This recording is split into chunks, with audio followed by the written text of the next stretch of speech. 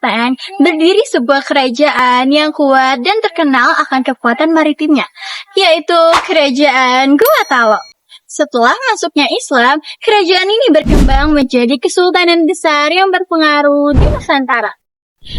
Sebelum dikenal sebagai kerajaan besar, wilayah Goa terdiri atas 9 negeri kecil yang berdiri sendiri.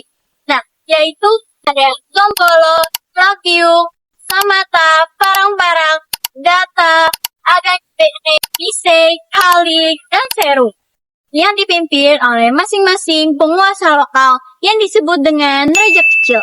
Saat itu belum ada kekuasaan yang menyatukan mereka. Dalam kondisi tanpa raja utama ini, mereka dengan tokoh adat Pancalaya melakukan musyawarah. Mereka meminta kepada Dewata agar diturunkan seorang pemimpin yang dapat menyatukan wilayah Goa. Dan dari kisah inilah muncul sosok Tumannurumbaina yang dianggap dari utusan ilahi. Pada tahun 1320, Tumannurumbaina diangkat menjadi raja pertama kerajaan Goa yang mendapat gelar Karaeng Sembaya di Goa. Nah, sejak saat itu 9 negeri kecil tidak lagi berdiri sendiri. Mereka berkembang dan menjadi Bate Satapang atau 9 pemegang bendera. Tetapi ada perebutan kekuasaan di antara anak Tunatang Kalopi. Nah, dari perebutan kekuasaan tersebut, Batara Goa mengalahkan saudaranya yang bernama Karaeng Roe Risero. Nah, nggak terima kalah, Karaeng Roe Risero mendirikan kerajaan di tempat yang sama, yaitu Kerajaan Talo. Nah, jadi kerajaan Goa ini terbentuk sekitar tahun 1300-an yang berawal dari satu kerajaan, yaitu Kerajaan Goa. Pada abad ke-16, Kerajaan Goa dipimpin oleh raja yang ke-9, yaitu Daeng Matanre Karaeng Kemaparisi Kalona. Ia disebut sebagai raja yang bijaksana dan berani. Ia juga berhasil memperluas wilayah kekuasaannya dengan menaklukkan kerajaan-kerajaan tetangga seperti Samba Opu, Maros, Bantaeng, dan Jeneponto. Sementara itu, Kerajaan Talo dipimpin oleh Karaeng Matoaya yang merupakan saudara sepupu dari Karaeng Kemaparisi Kalona. Dia juga memiliki visi yang sama untuk memajukan daerahnya dengan mengembangkan perdagangan dan hubungan diplomatik dengan bangsa-bangsa lain seperti Portugis, Spanyol, Cina, Inggris, Belanda, India, Persia, dan Arab. Pada tahun 1565, kedua kerajaan tersebut bersatu dengan adanya kebijakan Rua Karaeng Nasere yang berarti 2 raja dan 1 rakyat.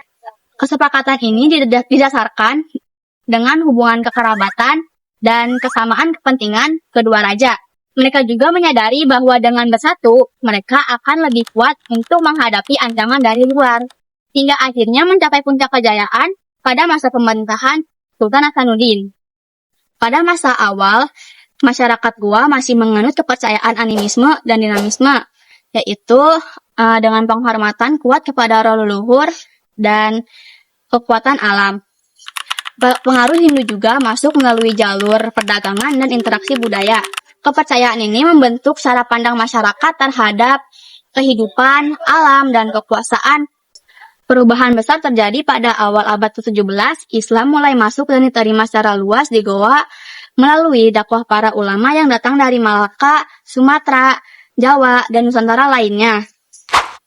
Pada 22 September tahun 1605, Raja Goa yang ke-14, Imam Harangi Daiman Rabia, mulai memeluk agama Islam dan diberi gelar Kesultanan Sultan Alauddin. Lalu sebelum Raja Goa memeluk agama Islam, Raja Talo, yaitu Karaeng Matoaya, sudah lebih dulu memeluk agama Islam. Sejak saat itu, Goa Talo dikenal sebagai Kesultanan Islam. Nilai-nilai Islam berpadu dengan adat, membentuk sistem pemerintahan yang khas dan berakar kuat pada budaya lokal. Nah, seiring berjalannya waktu, Kesultanan Goa Talo mencapai masa kejayaan sekitar tahun 1653 Masehi. Di masa itu, Sultan Hasanuddin berhasil membawa kerajaan menjadi kekuatan maritim yang besar di Indonesia bagian timur. khususnya di kota Makassar. Makassar berkembang menjadi pelabuhan internasional yang sangat ramai. Sistem perdagangan yang diterapkan adalah perdagangan bebas tanpa monopoli, sehingga banyak para pedagang dari berbagai daerah maupun bangsa yang datang untuk berdagang di sana. Terus, tidak hanya di bidang perdagangan, Sultan Hasanuddin juga memajukan pendidikan dan kebudayaan Islam. Selain itu, beliau juga memperkuat nilai siri dan pace yang menjadi identitas masyarakat Sulawesi Selatan. Namun, kejayaan Gotalo mendapat ancaman dari VOC yang ingin menguasai dan memonopoli perdagangan. Sultan Hasanuddin dengan tegas menolak dominasi tersebut sehingga terjadilah Perang Makassar. Dalam perang itu, Belanda menggunakan politik adu domba dengan melibatkan kerajaan Bone, sehingga lahirlah perjanjian Bongaya yang menjadi awal mula kemunduran Gotalo. Akhirnya kerajaan Gotalo mulai mengalami kemunduran saat VOC berhasil menguasai sebagian besar kerajaan kecil di Sulawesi. Sultan Hasanuddin tidak tinggal diam.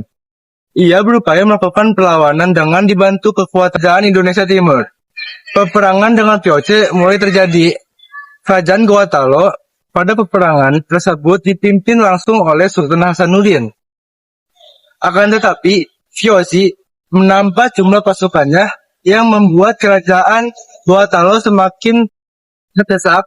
Akhirnya di tahun 1667, kerajaan Gotalo mengakui kekalahannya dengan menandatangani perjanjian Bongaya yang sangat merugikan kerajaan.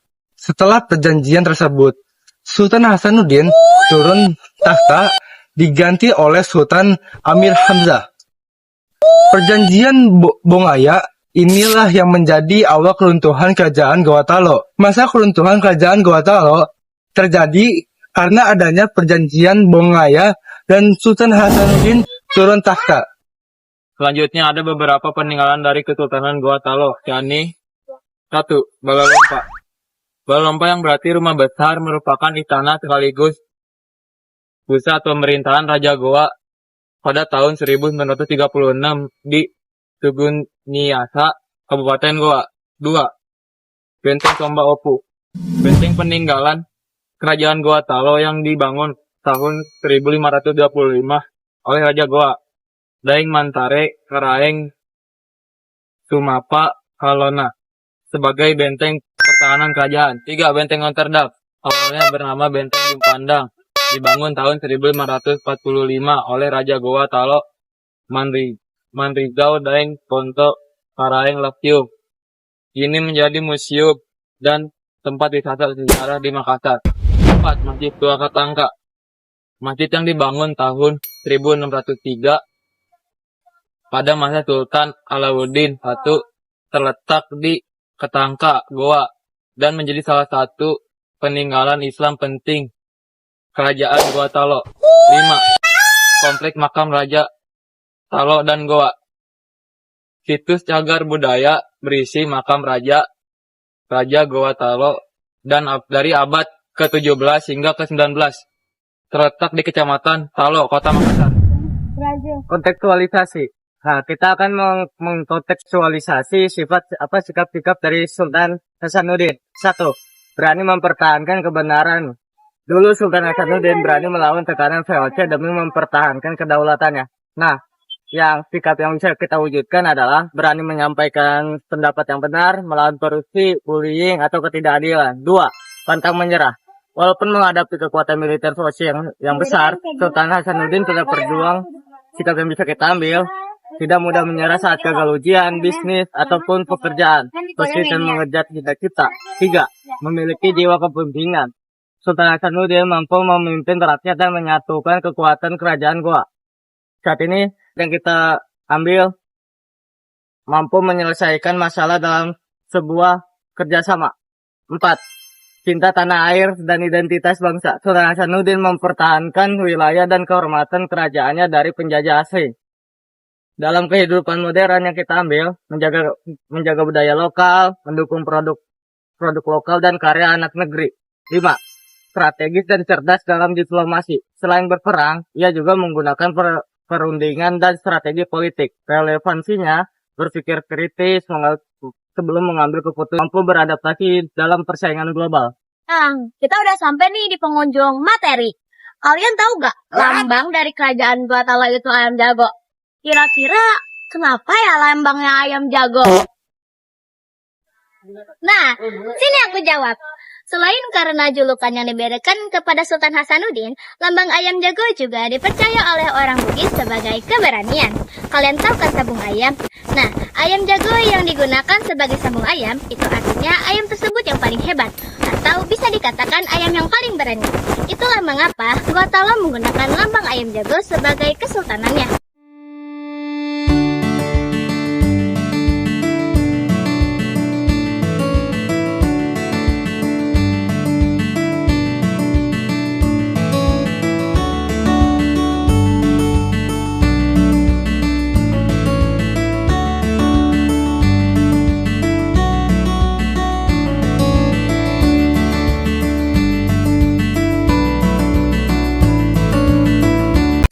Angkatlah topi, inilah Kongo Capi.